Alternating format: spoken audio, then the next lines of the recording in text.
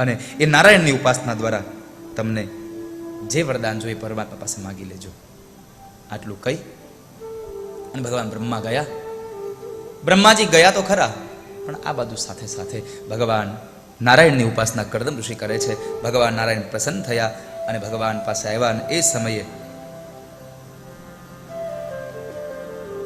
ભગવાનની પ્રાર્થના કરતા કરદમ ઋષિ બોલ્યા છે, યે માયયાતે હતમેઘ સસ્વત પાદારવિંદમ ભવ સિંધુપોતમ ઉપાસતે કામલવાય તેષાં રાશિષ કામાન નિર્યે પિયેસ્યુઃ.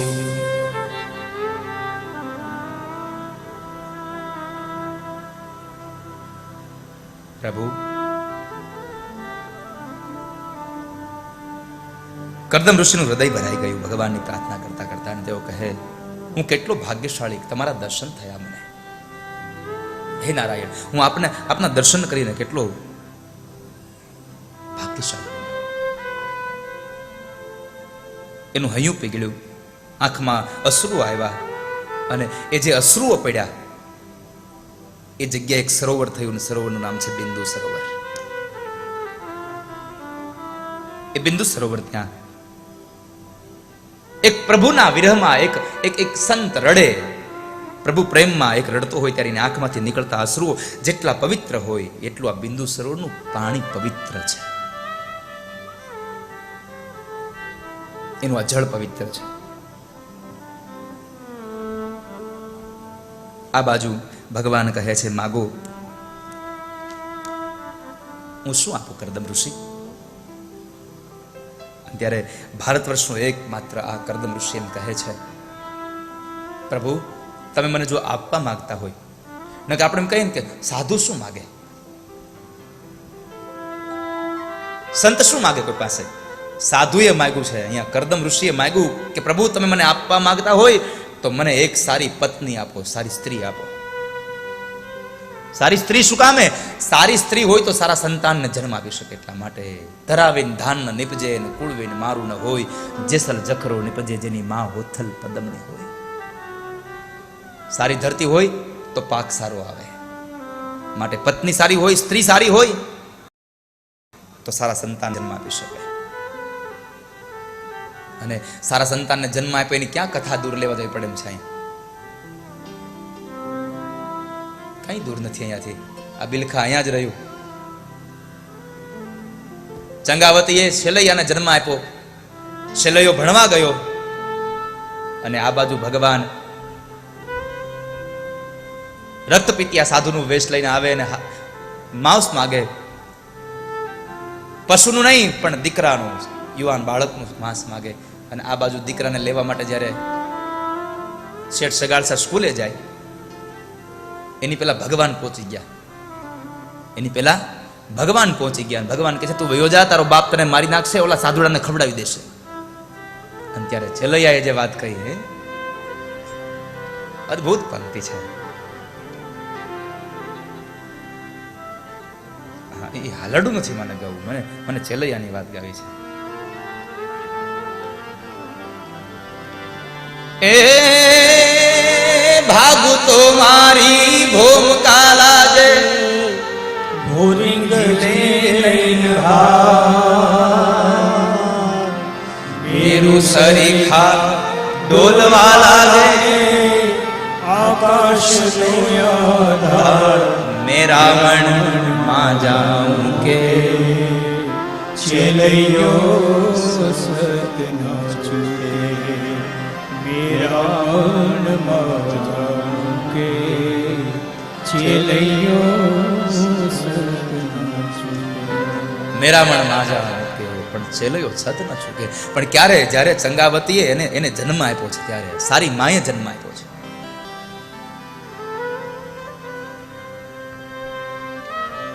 ભાગો તો મારી ભૂમિકા લાજે, ભોરિંગ પછી જીલની ધાર, મેરું સરીખા ડોલવા લાગે, આકાશ ને પાતાળ મેરા મન માં જાન મૂકે. શું આ કથા? આ ભગવાનના ભક્તોની કથા તો તમે જુઓ. ખાંડણીયામાં ખાંડી નાખે દીકરાઓને, અને એ વળી પાછા શણગાર સજીને. અને ભગવાન કસોટી કરે ને એમાં પાછું વાળું જોતોય નથી હો. ખુદા તારી કસોટીની પ્રથા સારી નથી હોતી, અને જે હોય છે સારા એની દશા સારી નથી હોતી.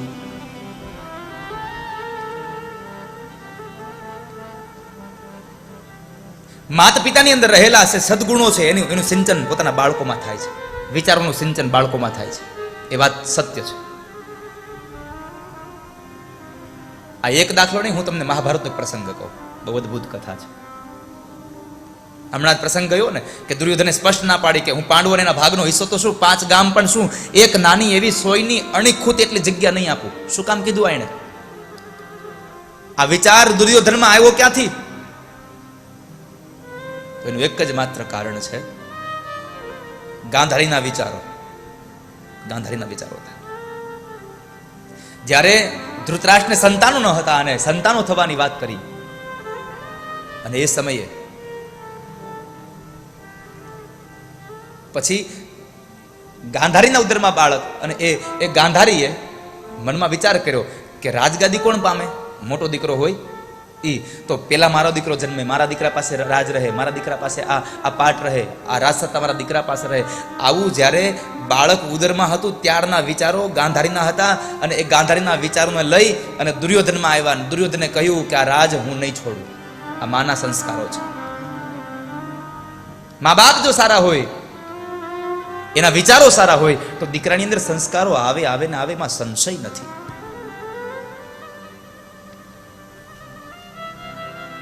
એમાં જરાય સંદેહ નથી. કરદમ ઋષિએ પત્ની માંગ્યા છે, બાપજી મને પત્ની મળે સારી.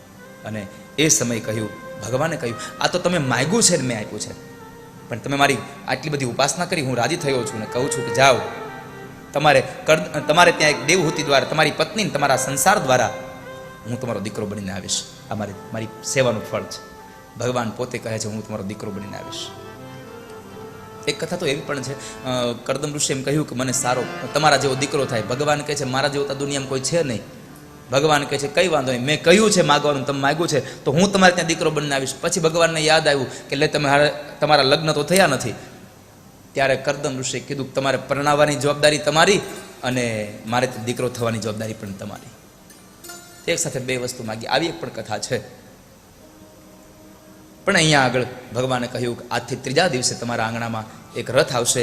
મનુ અને શત્રુપા રાણી પોતાની દીકરી દેવહૂતિને સાથે લઈને આવશે, અને દેવહૂતિના લગ્ન તમારી સાથે થશે. અને એ દેવહૂતિના લગ્ન થવાથી તમારી સાથે અને તમારા દાંપત્ય જીવનમાં હું દીકરો બનીને આવીશ. આટલું કહી ભગવાન જતા રહ્યા. 3જા દિવસના સૂર્યોદય કાળે મનુ મહારાજ શત્રુપા રાણી આવે છે, અને પોતાની દીકરી દેવહૂતિનો હાથ લઈને આવે છે. પણ એ સમયે ભગવાને એક શરત રાખી છે, તમારી દીકરીને કહો તમે મારી સાથે લગ્ન કરાવવા માંગો છો, પણ તમારી દીકરીને પહેલા પૂછો કે મારી એક શરત નક્કી છે કે અમારા સંસારમાં એક દીકરો થશે એટલે હું સંસારનો ત્યાગ કરી દઈશ. પછી ન કહેતા કે સંસારને ચલાવવાની ત્રેવડ નહોતી તો તમે આ સંસાર માંડ્યો શું કામે? શું કામ માંડ્યો? દેવહૂતિ આ વાતને ગ્રાહ્ય રાખી છે, અને મનુ અને શત્રુપા રાણીએ વિધિવત ત્યાં લગ્ન કરાવ્યા. દાયજો અપાયો, સંસ્કારનો દાયજો આપ્યો છે. મનુ મહારાજ શત્રુપા રાણી નીકળે છે, અને આ બાજુ દેવહૂતિ પોતાના પતિની સેવા કરે. ઘણો સમય વ્યતીત થયો, અને એમાં આગળ જતા સૌપ્રથમ 9 કન્યાઓ થાય છે. સૌપ્રથમ 9 કન્યાઓ જન્મે છે. 9 કન્યાઓ એટલે આધ્યાત્મિક અર્થમાં 9ધા ભક્તિ. શ્રવણમ કીર્તનમ વિષ્ણુ સ્મરણમ પાદ સેવનમ અર્ચનમ વંદનમ દાસ્યમ સખ્ય આત્મનિવેદનમ. સખ્ય આત્મનિવેદન 9ધા ભક્તિ છે, અને 9ધા ભક્તિ જ્યાં હોય ત્યાં પરમાત્મા આવે ને આવે, એમાં સંશય નથી હોતો વાલા. ભગવાન આવે જ તો 9ધા ભક્તિ રૂપે 9 દીકરીઓનું પ્રાગટ્ય થયું, અને ફરી પાછો આગળ સંસાર ચાલ્યો. અને એ સંસારમાં સ્વયં ભગવાનના અંશાવતાર રૂપે ભગવાન કપિલ નારાયણનું પ્રાગટ્ય થાય છે. બોલીએ કપિલ નારાયણ ભગવાન કી. કપિલ નારાયણ ભગવાન આવે છે. ભગવાન કપિલ નારાયણનું પ્રાગટ્ય થયું. થોડો સમય વ્યતીત થયો, અને એ પ્રમાણે પોતાની જે શરત હતી એ શરત પ્રમાણે કરદમ ઋષિ સંસારનો ત્યાગ કરી અને જતા રહ્યા. આ બાજુ માતા દેવહૂતિ પોતાના દીકરાને, પોતાના ગુરુ માને અને એની પાસેથી જ્ઞાનનો ઉપદેશ આપે છે. પોતાનો ઉપદેશ માને છે, ઉપદેશ માંગી રહ્યા છે. અને એ સમયે કેવી અદ્ભુત સંસ્કૃતિ છે જો તો સાહેબ આ ધર્મની. નહીં તો દીકરો માને બે હાથ જોડીને વંદન કરતો, એના બદલે અહીંયા માં પોતાના દીકરાને વંદન કરી અને બે હાથ જોડીને કહે છે. અદ્ભુત કહ્યું માં દેવહૂતિએ. તમ ત્વાગતાહમ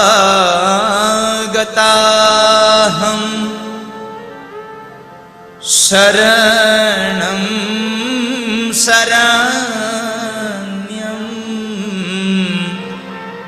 તમ ત્વાગતાહમ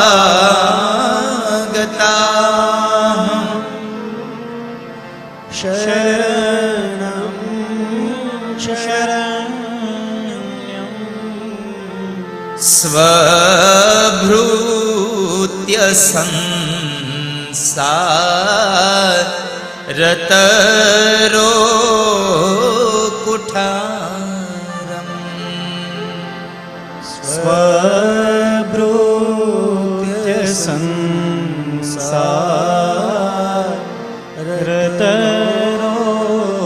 કુઠારમ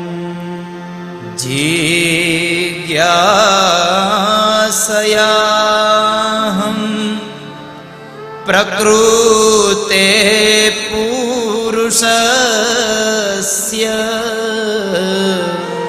जिज्ञासयाहं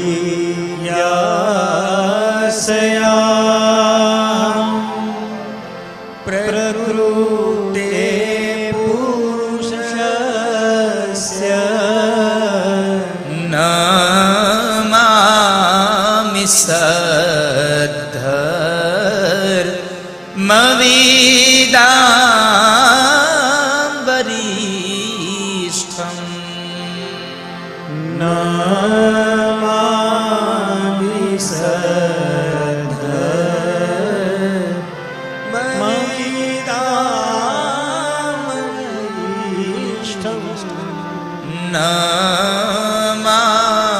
नमामि सद्धर्मविदाम्बरीष्ठम् नमामि सद्धर्मविदाम्बरीष्ठम् तं त्वागताहं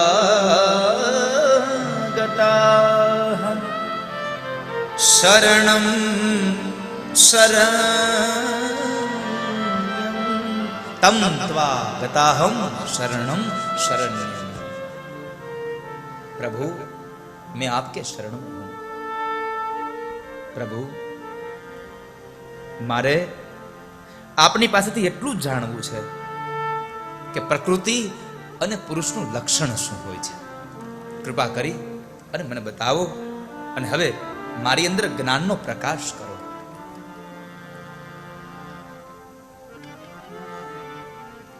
અને જ્ઞાનનો તો પ્રકાશ ફેલાય સાહેબ, જ્ઞાનનું અજવાળું થાય. પ્રભુ મારો પ્રશ્ન છે, મારી જિજ્ઞાસા એક જ છે, આ મનુષ્ય જીવનને સાર્થક બનાવવા માટે શું કરવું જોઈએ? મનુષ્ય જીવન સાર્થક બને એના માટે શું કરવું? માં એના માટે એકમાત્ર સાધન છે. ભગવાને માતા દેવહૂતિને માધ્યમ બનાવી અને કહ્યું, માં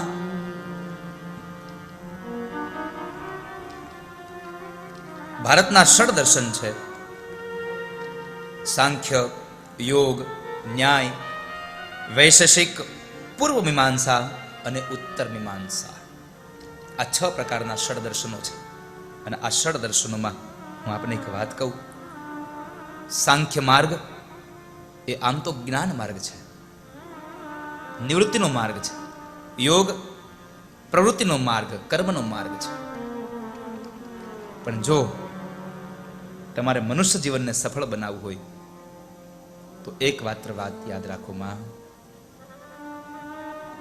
યોગાધ્યાત્મિક પુંસા મતો શ્રેયસાય મે અત્યંતો પરતીર્યત્ર દુઃખસ્ય ચ સુખસ્ય ચ.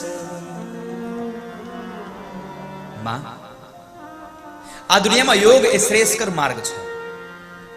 બીજી વાત, તમે આ જગતમાં આવી અને આ સંસારના બંધનમાં બંધાશો નહીં, કારણ કે સંસારમાં ત્રેવડું બંધન છે, સત્વગુણ, રજોગુણ અને તમોગુણ. ત્રેવડા બંધન છે આ દુનિયામાં, માટે તમે એમાં બંધા ન જશો. એક બંધનમાં બંધાયેલો જીવાત્મા પણ છૂટી નથી શકતો, તો ત્રણ બંધનમાં તો કેમ છૂટાય? કઈ રીતે છૂટી શકાય? માં, તમે બંધાશો નહીં. પણ એક વાત છે, ભક્તમાં લાયકાત હોવી જોઈએ. જો બાંધે, આપણને કોઈ બાંધે રસ્સીથી અને આપણામાં તાકાત હોય તો આપણા શરીરને ફૂલાવીએ અને બંધનને તોડી નાખીએ. બીજી વાત, આવડતું હોય તો આપણા શરીરને સંકોચીએ, બંધનો ઢીલા પડી જાય. પણ ત્રીજી વાત બહુ અત્યંત અદ્ભુત છે કે જો ભગવાનની ભક્તિ થાય અને આપણને જેને બાંધ્યા છે એની ભક્તિ એવી રીતે કરીએ કે એ જ્યારે આપણને છોડવા માટે આવે ત્યારે આપણે એને જ બાંધી દઈએ. ભક્તિ એક એવી સાધન છે કે ભક્ત ભગવાનને બાંધી દે છે. જેની મોહજાળમાં દુનિયા બંધાણી, એની કાયા તારી દોરડીએ બંધાણી. मैं तो कब से तेरी शरण में हूँ, मैं तो कब से तेरी शरण में हूँ, मेरी और तू भी तो ध्यान दे, मेरे मन में जो अंधकार है, मेरे मन में जो अंधकार है, मेरे ईश्वर मुझे ज्ञान दे, मैं तो कब से तेरी शरण में हूँ. मैं तो कब से तेरी शरण में हूँ. प्रभु, ભગવાને એક વાત બહુ અદ્ભુત કરી. માં, જિંદગીમાં સુખને પામવું હોય, જિંદગીમાં શાંતિને પામવી હોય, આ મનુષ્ય અવતારને સાર્થક કરવો હોય તો સંતનો આશ્રય કરજો, સંતનો સંગ કરજો. માએ તરત પ્રશ્ન કર્યો, પ્રભુ તમે સંતની વાત કરો છો તો પેલા મને એ કહો, આ દુનિયામાં સાધુ કોણ, સંત કોણ? અને ભગવાન કપિલ નારાયણ સંતના લક્ષણ બતાવતા કહે, તિતિક્ષવઃ કારુણિકાઃ સુહૃદઃ સર્વદેહિનાં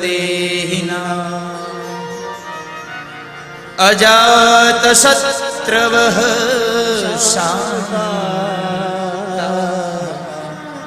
સાધવઃ સાધુભૂષણાઃ. સાધવઃ સાધુભૂષણાઃ. સાધુનો એકમાત્ર એને ઓળખવા માટેની એનું લક્ષણ છે જેનામાં તિતિક્ષા હોય. તિતિક્ષા એટલે શું? કે પ્રતિકારનું સામર્થ્ય હોવા છતાં પણ આ દુનિયાની તમામ વસ્તુને સહન કરવી, એ તિતિક્ષા. તિતિક્ષવઃ કારુણિકાઃ, જેની અંદર કરુણા ભરી છે. બીજાનું સારું કરે છે, પોતાનું ભલે ગમે તે થાય પણ બીજાનું સારું કરવાની જેની ભાવના, એ આ ધરતીનો સાચો સાધુ છે. અને સાધુનો મૂળ એક ભાવ અજાત શત્રવઃ. સાધુ કોઈનો દુશ્મન નહીં અને સાધુનો કોઈ દુશ્મન નહીં. આ સાધુનું મૂળ લક્ષણ છે.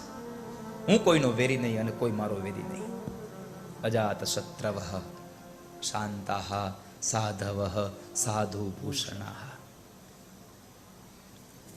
માં, સંતોનો સંગ કરજો, સાધુનો સંગ કરજો, જેની આંખમાં કરુણા ભરી છે.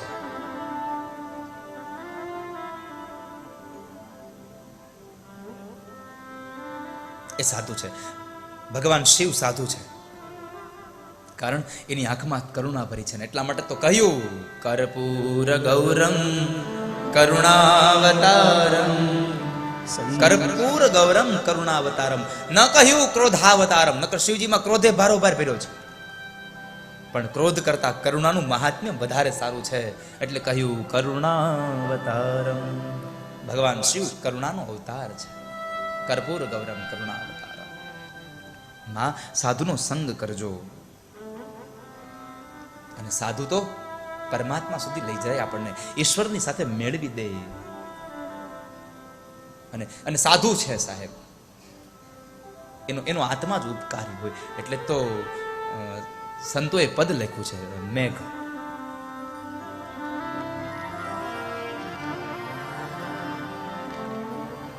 સાધુ કેટલું, સાધુનો ગુણ શું મૂળ, તો બે પંક્તિઓ બહુ સુંદર પદ લખ્યું છે બ્રહ્માનંદે. સંત પરમ હિતકારી જગત માહી, સંત પરમ હિતકારી, સંત પરમ હિતકારી જગત માહી, સંત પરમ હિતકારી. પ્રભુ પદ પ્રગટ કરાવત પ્રીતિ, પ્રભુ પદ પ્રગટ કરાવત પ્રીતિ, ભરમ મિટાવત ભારી, ભરમ મિટાવત ભારી જગતમાં સંત પરમ હિતકારી જગત માહી, સંત પરમ હિતકારી.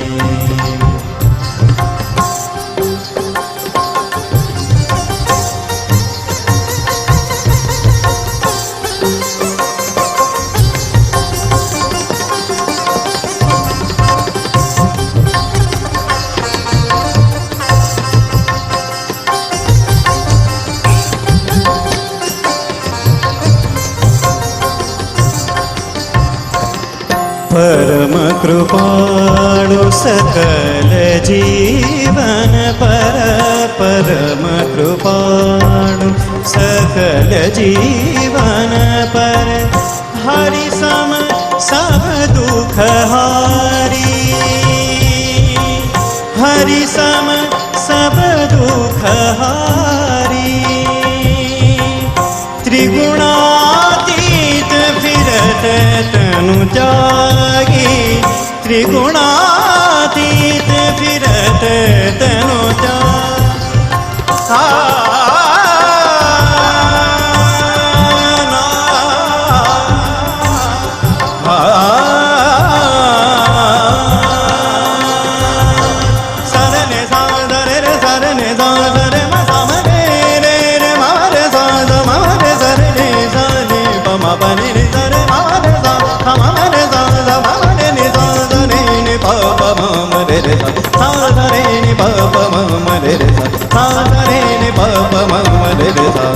ત્રિગુણાતીત ફિરત તનુ જાગી, રીત જગત સે ન્યારી.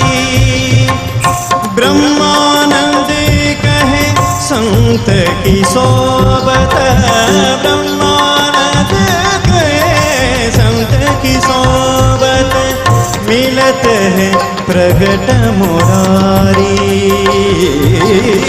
मिलत है प्रगट मुरारी जगत माही, संत परम हितकारी जगत माही, संत परम हितकारी जगत माही, संत परम हितकारी.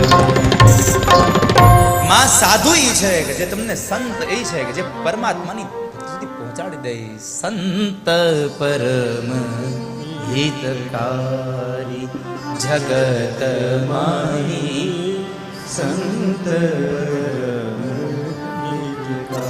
સંત એને કહેવાય કે જે જેની અંદર હિતકારનો એક હિત કરવાની જેની ભાવના છે.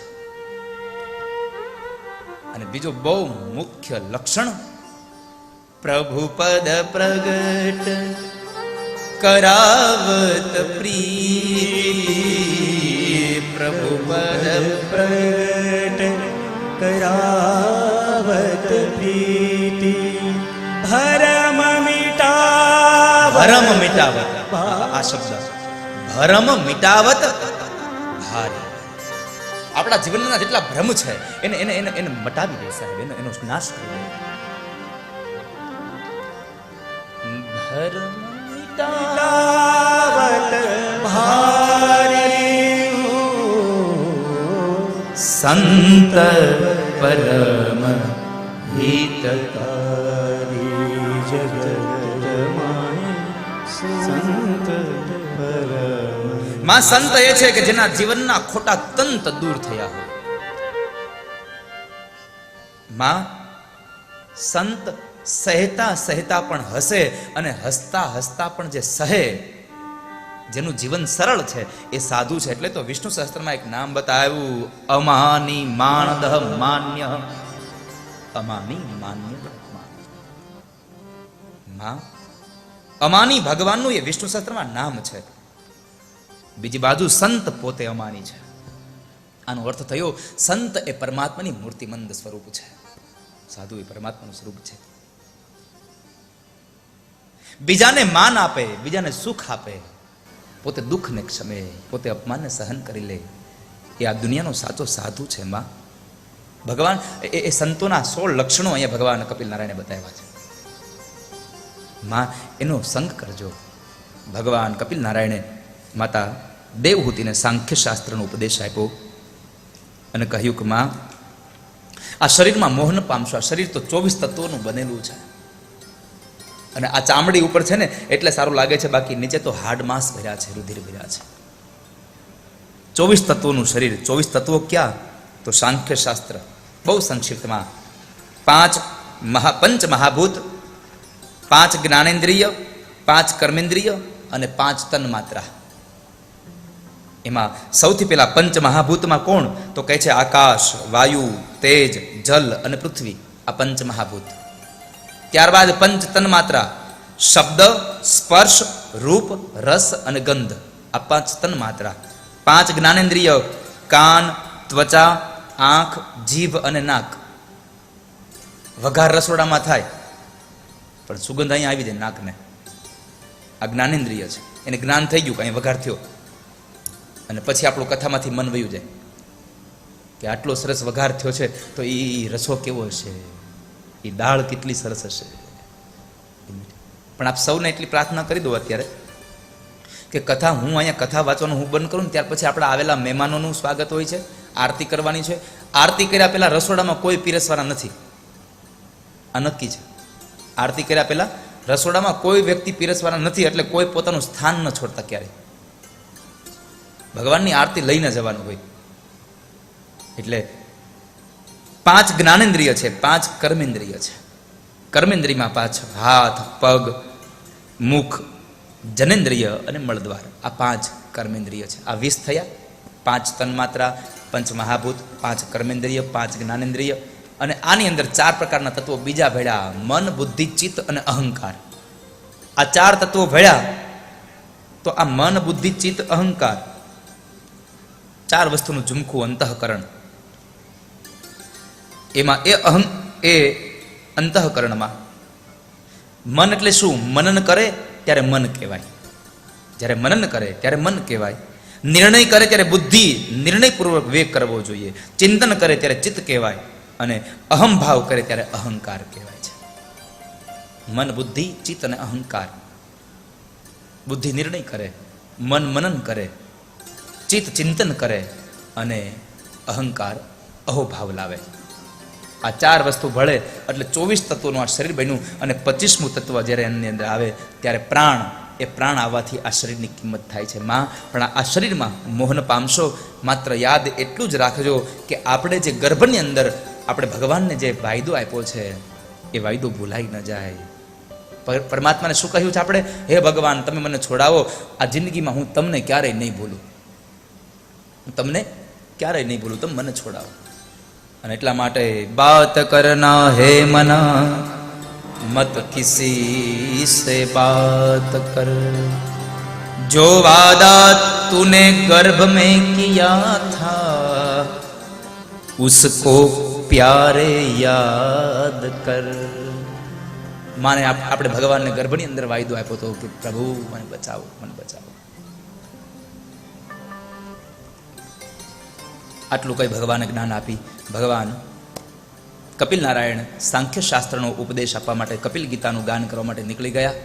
ગંગા કિનારે, ગંગા અને સાગરનું જ્યાં મિલન થાય છે ત્યાં આગળ ગયા અને ત્યાં એમણે ભગવાનનું યજન કરે છે. આ બાજુ માતા દેવહૂતિએ પોતાને મળેલું જે જ્ઞાન હતું એ જ્ઞાનને ભક્તિ પ્રધાન જ્ઞાન કરી અને અંતે પોતાનો જે પ્રાણ હતો એ પ્રાણનો ત્યાગ કર્યો અને માતાને જે જગ્યાએ માએ મૃત્યુ પામ્યા એ જ જગ્યાએ માને સિદ્ધિ મળી અને એટલે એ જગ્યાનું નામ પડ્યું સિદ્ધપુર. માને સિદ્ધિ મળી સિદ્ધપુર.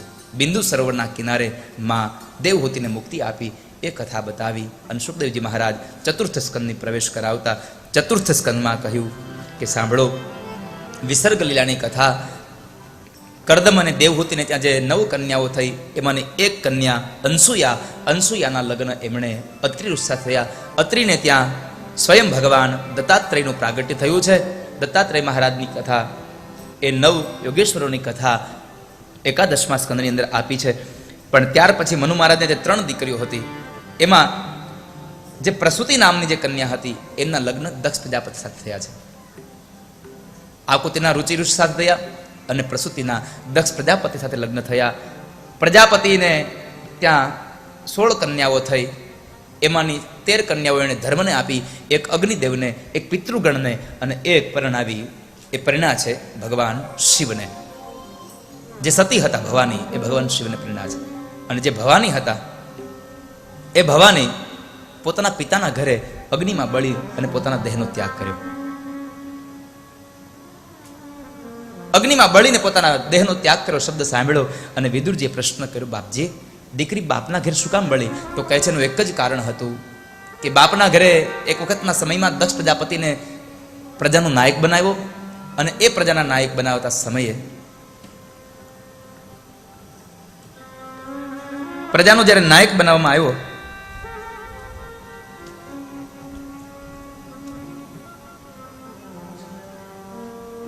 સભા ભરાણી છે, મંચ ઉપર સિંહાસન ખાલી છે અને પ્રજાના નાયકને આવવાની રાહ જોવાય છે. અને જ્યારે પ્રજાના નાયક આવે છે બધા જ લોકો પોતાના આસન ઉપરથી ઊભા થયા, સ્વાગત કર્યું, સન્માન કર્યું, પણ ભગવાન શિવ નીચે નજર રાખીને બેઠા છે અને ખબર નથી એટલે પોતે બેઠા રહ્યા છે. પોતે એમને બેઠા છે. અને જ્યારે એમને બેઠા જ રહ્યા દક્ષનો પ્રવેશ થાય છે.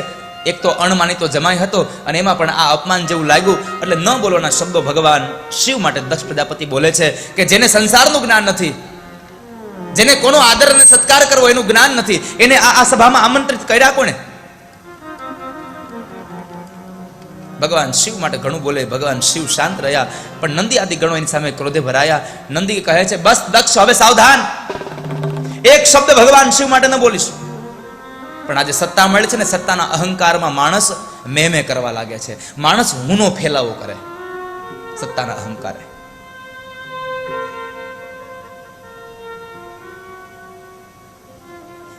સત્તાનો અહંકાર છે અને એમાં ને એમાં બરાબર એટલો ઝઘડો થવા લાગ્યો. વાતાવરણ થોડુંક તંગ બની ગયું. નંદીએ શાપ આપ્યો કે જા દક્ષ, તું મેં કરે છે, હું તને મેં કરવાવાળા બકરાના મોઢાવાળો બનવાનો શાપ આપું છું. જા તું બકરાના મોઢાવાળો બનીશ.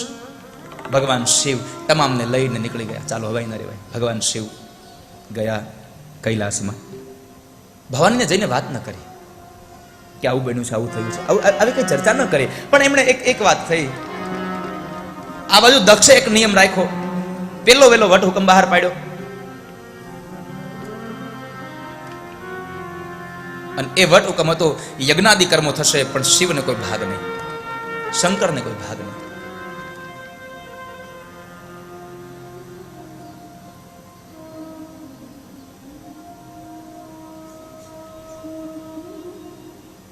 પણ દક્ષિણથી મારું અપમાન થયું છે, અપમાનનો બદલો લેવો છે. અપમાનનો અગ્નિ હજી બાળતો હતો ને એટલે અપમાનના અગ્નિનો એ બાળવા એ બદલો લેવા માટે દક્ષે યજ્ઞ રાખ્યો. યજ્ઞમાં તમામ દેવી દેવતાઓને આમંત્રિત કર્યા. ભગવાન શિવ અને ભવાનીને આમંત્રણ ન કર્યા. દીકરીને આમંત્રણ ના આપ્યું. હવે દીકરીને આમંત્રણ ન હોય, દીકરીને તો તેડું કરવા જવું પડે. દીકરીને તેડું કરવું પડે.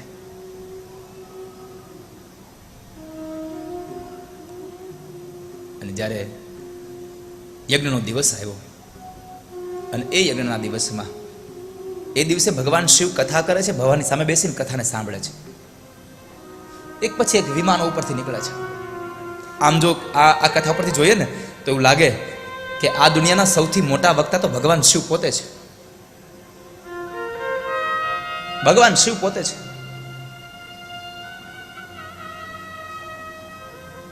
વક્તાઓના વક્તા છે સાહેબ ભગવાન શિવ મહાદેવ. એક પછી એક વિમાન ઉપરથી નીકળે એટલે ભવાનીની નજર ગઈ અને ભવાનીએ પ્રશ્ન કર્યો, પ્રભુ આ બધા દેવતાઓ ક્યાં જાય છે? ભગવાન કે તમારા પિતાશ્રીના ઘરે. કેમ? તો કહે છે ત્યાં યજ્ઞ છે, આજે યજ્ઞનો ભાગ લેવા જાય છે. ભવાની કહે છે મારા બાપની ઘરે યજ્ઞ, મને ખબર નહીં. આવું કેમ? ભગવાન શિવે પછી માંડીને વાત કરી, ભવાની આપણને આમંત્રણ નથી આપ્યું એની પાછળનું મૂળ કારણ એ છે મારે ને તમારા પિતાશ્રી વચ્ચે થોડો અણબનાવ બન્યો છે અને એટલા માટે તમારા પિતાશ્રી આપણને આમંત્રણ નથી આપ્યું, મારું અપમાન કરવા માટે થઈ અને આ યજ્ઞ રાખ્યો છે. ભવાની કહે છે પ્રભુ ચાલો ને જઈએ. ભગવાન કહે છે ના ભવાની ન જવાય. આવકાર ન હોય તો ત્યાં કેમ જવાય?